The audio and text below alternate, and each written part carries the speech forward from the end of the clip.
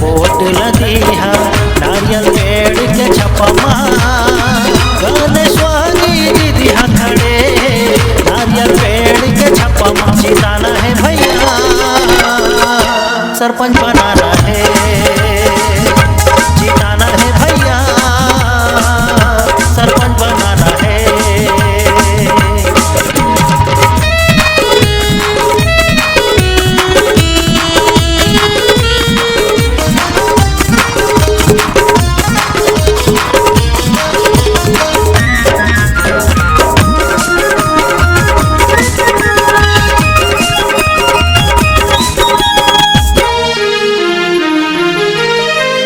सुख दुख मावो संग निछोड़े आज खवाले गिरिया हनुमान देखे काम कराही हमर गणेश्वरी दीदिया।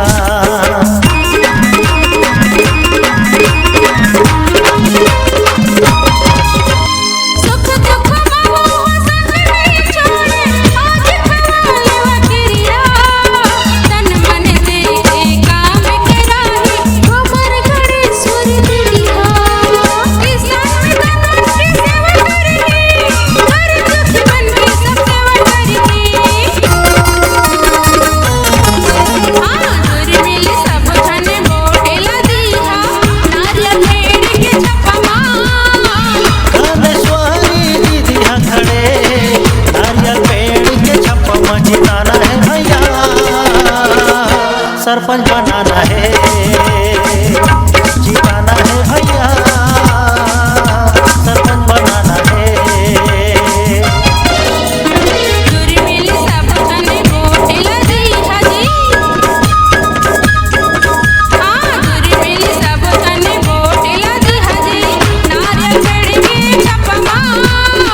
गणेश्वरी दीदिया खड़े नारियल पेड़ के छपमा जिताना है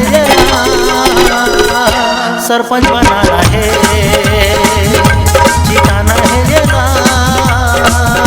सरपंच बनाना है।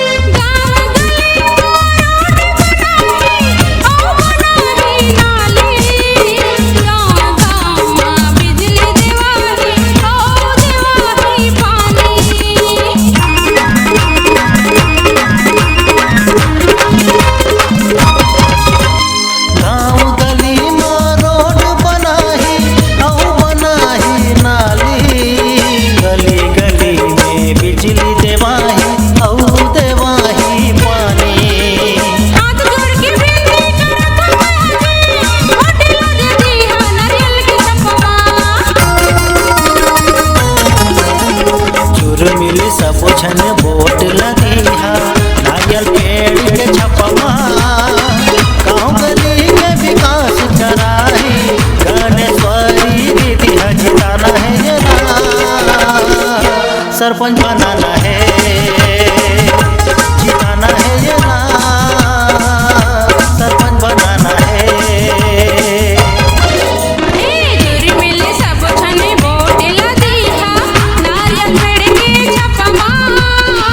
गणेश्वरी दीदी खड़े नारियल पेड़ के छप्पा जिताना है ये ना, सरपंच बनाना है।